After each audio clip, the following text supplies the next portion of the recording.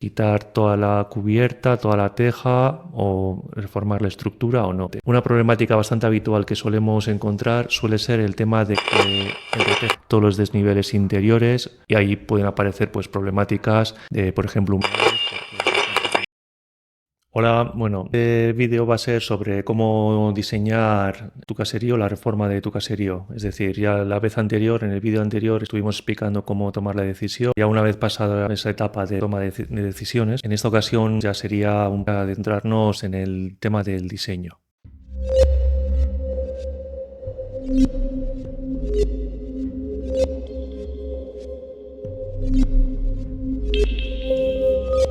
Aurreko esan genuen moduan, bueno, euskeraz badauzkagu beste bideo batzuk ere, así que bueno, serie hau erderaz izango da, bueno, gente gehiagok eta ikusi ahal izateko. Ya has tomado la decisión de reformar el caserío, ¿cómo puedo empezar? El primer punto sería hacer un buen diagnóstico del caserío.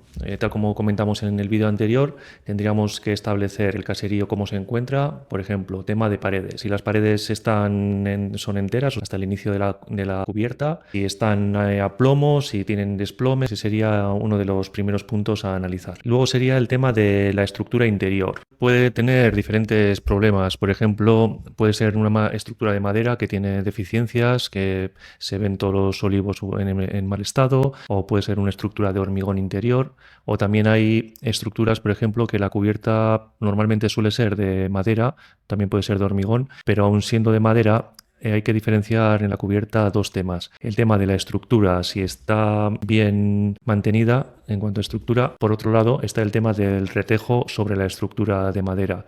Muchas veces el retejo puede estar en buen estado, pero la estructura principal en mal estado. Habría que analizar si quitar toda la cubierta, toda la teja o reformar la estructura o no. Ese tipo de análisis suele ser bastante importante. Una problemática bastante habitual que solemos encontrar suele ser el tema de que el retejo está bien, la estructura está bien, pero la teja se ha puesto, por ejemplo, hace 15 años, 20 años y no tiene aislamiento térmico. Esos casos suelen tener el inconveniente de que si queremos poner el aislamiento sin quitar toda la teja, tenemos que poner el aislamiento por debajo de la tabla de la cubierta, colocando entre la estructura y poniendo, por ejemplo, el pladur o otro tipo de madera para ocultar el aislamiento. Eso suele tener un sobrecoste y aparte la estructura de madera queda embebida dentro del recubrimiento de pladur o de madera que se coloca. Entonces la solución no es la óptima. Pero claro, quitar toda la cubierta que relativamente es nueva para poner aislamiento, pues también es económicamente pues puede ser inviable. Hay que analizar un poco el balance ese y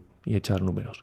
También hay que analizar las humedades dentro del caserío, en qué estado se encuentra la planta baja, en qué estado se encuentra la planta primera, por ejemplo, tema habitaciones, si son salubres o no, es decir, a veces suele haber humedades por falta de aislamiento, porque el terreno emite mucha humedad. Nosotros cuando la primera vez que acudimos al caserío solemos hacer una visualización integral de todo el edificio y empezamos a tomar un poco tema de medidas generales, de las dimensiones generales, de alturas, anchuras, habitaciones. Luego ya el siguiente paso sería hacer como un escaneo láser de todo el caserío para ver toda la volumetría, todos los desniveles interiores y ahí pueden aparecer pues problemáticas de, por ejemplo, humedades porque se encuentra contra terreno, porque hay un muro donde hay filtraciones. Nos gusta también hacer como un vuelo con el dron para poder ver el estado real de la cubierta, porque muchas veces por debajo puede parecer que está en buen estado, pero ya una vez que te acercas a la cumbrera y a diferentes zonas pueden ver deficiencias que habría que solucionar o tomar medidas para solventarlos. Aprovechamos para comentar que aquí arriba os dejamos un link también con diferentes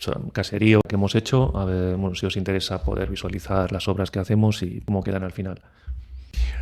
Un tema importante también, una vez ya tomada la decisión de empezar con la obra y tal, es hacer las primeras consultas en el ayuntamiento. Por ejemplo, si el promotor quiere sacar 2 viviendas donde existe ahora una vivienda, pidiendo la información sobre cuántas viviendas se pueden sacar. A veces suele haber fichas internas en el ayuntamiento sobre diferentes caseríos donde aparece este caserío puede tener 2 viviendas o 3 o 4, dependiendo de la superficie. Esa consulta suele ser interesante. Tal como comentamos en el vídeo anterior, habría que ver también el tema de distancias a la carretera, si la carretera es de la Diputación, por ejemplo, o, por ejemplo, si está cerca de algún río. Recordemos, como en el vídeo anterior comentamos, que si está a menos de 100 metros del río hay que hacer todo el trámite de aguas, aunque no sea inundable. Hay que hacer el trámite y luego Aguas responderá que no es inundable y que no afecta en absoluto el tema del río. Pero puede pasar que esté a menos de 100 metros cerca del río que el sitio sea inundable. Entonces Aguas hará ciertos requerimientos en cuanto a marcar el límite base del caserío, a qué altura tiene que estar, por tema de inundaciones, etcétera.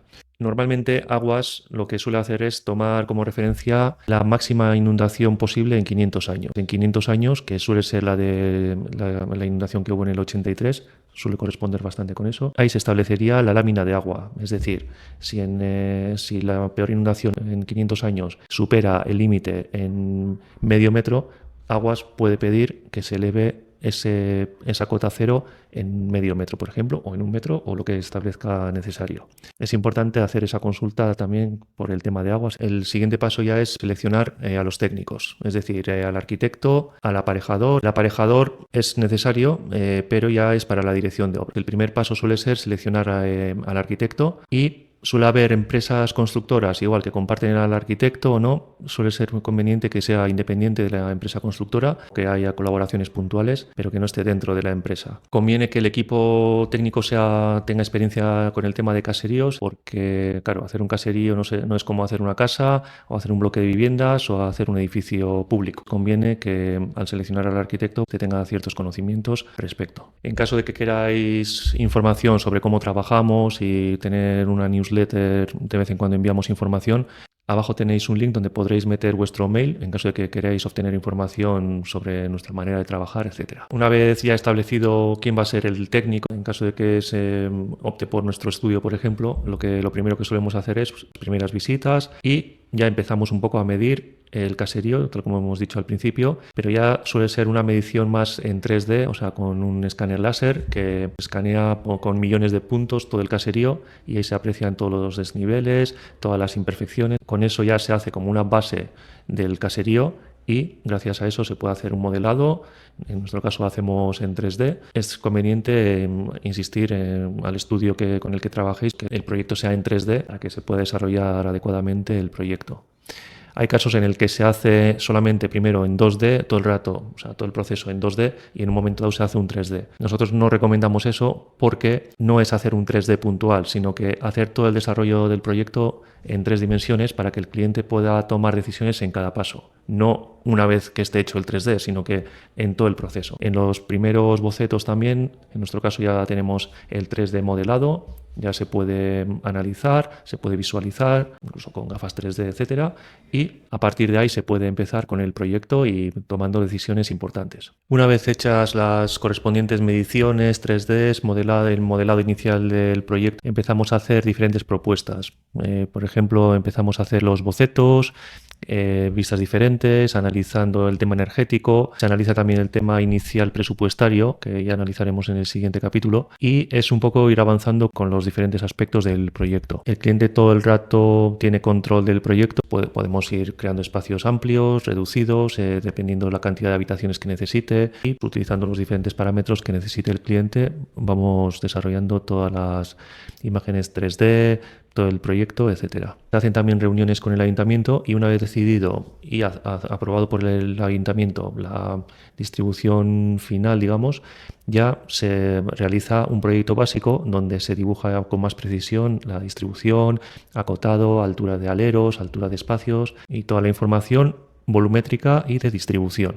En este punto también habría que analizar el tema de patrimonio, porque hay caseríos que disponen de protección de patrimonio. Esa protección a veces limita los trabajos que hay que hacer, pero otras veces nos ha pasado que el ayuntamiento limite más que patrimonio. Es un poco de equilibrio entre ambas instituciones. Hay que hacer reuniones con patrimonio, llegar a soluciones para cumplimentar sus requerimientos. Nosotros tenemos mucha experiencia, hemos hecho caseríos del siglo XVI, XVII y en relación con patrimonio también para poder un poco establecer los criterios que ellos establezcan como importantes y dar solución a esa protección puntual que tenga el caserío. Una vez obtenido el permiso con el proyecto básico, se procede también a ejecutar el proyecto de ejecución, que es lo mismo que el básico, pero en este caso también se detalla en el tema estructural, tema de instalaciones, el tema de la eficiencia energética, que hoy en día por las directrices europeas ya sabéis que cada vez es más importante y requiere dar ciertos pasos burocráticos para cumplimentarlo. Una vez ya redactado el proyecto de ejecución, también se añade dentro del proyecto de ejecución el tema presupuestario, estableciendo todas las partidas presupuestarias. Cuántos metros de cubierta, cuántos metros de tabiques, de forjados, de cimentación, de saneamiento. Se hace como la lista de la compra para poder pedir presupuestos a diferentes contratas y seleccionar a la contrata con la que se quiera trabajar. Nosotros colaboramos con algunos, puede que el cliente tenga algún otro que quiera comparar precios o trabajar con ellos. Estamos abiertos a diferentes opciones que proponga el cliente. Es un poco burocrático y tal, la diferencia entre el proyecto básico y el de ejecución, en qué momento se da la licencia, pero nosotros acompañamos todo el rato con todo el proceso, no hay mucha complicación. Lo único, hay diferentes ayuntamientos que son más rígidos, técnicos municipales que establecen criterios muy rígidos o flexibles, depende de muchos factores.